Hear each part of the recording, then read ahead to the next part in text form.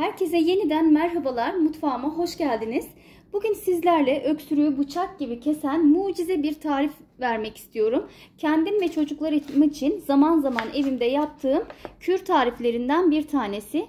Bu tarifim için 5-6 diş sarımsak kullanacağım. Bir tane orta boy soğan kullanacağım ve 3 kaşık bal kullanacağım. Soğanımı şöyle küçük küçük doğruyorum, yemeklik doğrar gibi.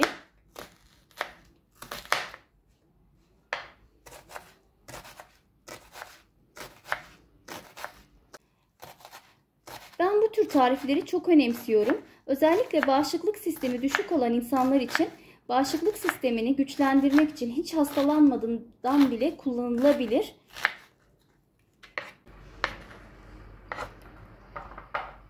Sarımsakları da küçük küçük doğrayalım. Benzer kür tariflerini daha önce sizler için hazırlamıştım. Kanalımda mevcut. Bakmak isterseniz oradan da bakabilirsiniz.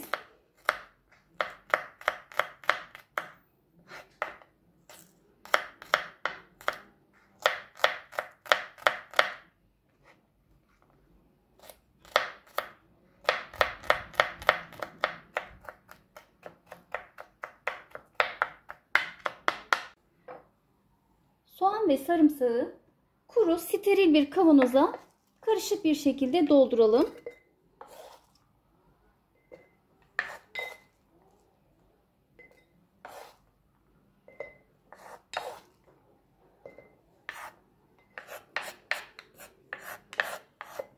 Üç kaşık bal kullanıyorum.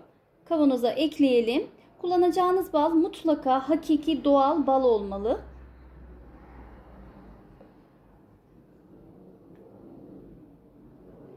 Kış aylarında kurtarıcınız olacak bu kür. İlk kaşıkta bile faydasını hissedeceksiniz.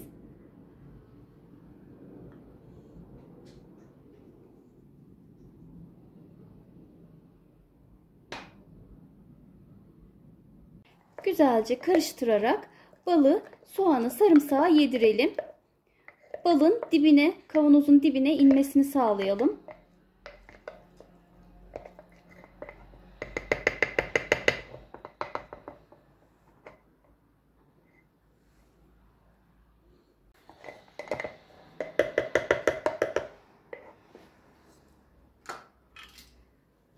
Temiz bir kapakla kapatalım sıkıca.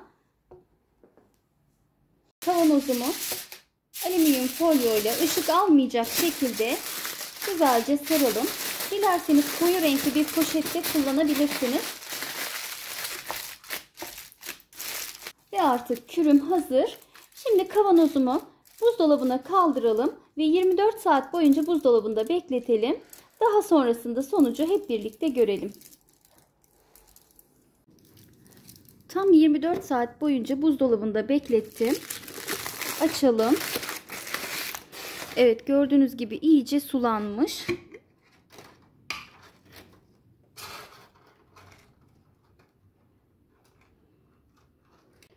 Şimdi bir süzgeç yardımıyla süzelim.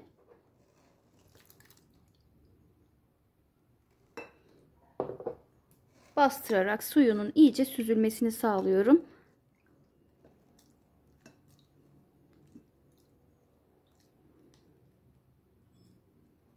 Hazırlamış olduğum kürü şimdi tekrar kavanoza geri aktarıyorum. Bu malzemelerden birine dahi alerjisi olanlar bu kürü kullanmamalılar.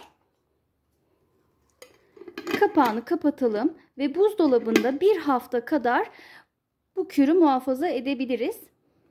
2 yaşından küçük çocuklar, hamileler ve emziren anneler de bu kürü doktorlarına sormadan kullanmamalılar.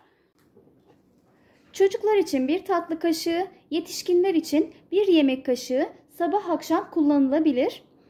Beni izlediğiniz için çok teşekkür ediyorum. Sağlıklı günler diliyorum. Allah'a emanet olun. Hoşça kalın.